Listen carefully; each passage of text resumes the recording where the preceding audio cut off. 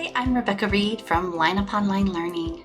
For 10 years, I've been creating products to use with my children in our homeschool.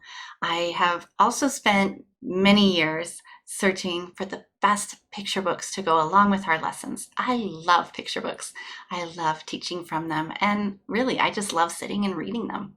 My goal when I made the science storytime lessons was to find some of the best books, both fiction and nonfiction, to go along with science lessons.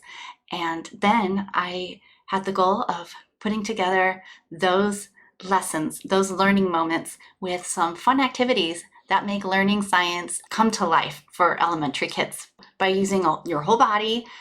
Some of the hands-on methods that I'm talking about are file, folder, sort games, board games, clip cards and puzzles, spinners and cut and paste worksheets and matching, even a reader's theater, and different kinds of center work like mazes and task cards. These are things that make learning a little bit more engaging and fun rather than just straight answer the question worksheets.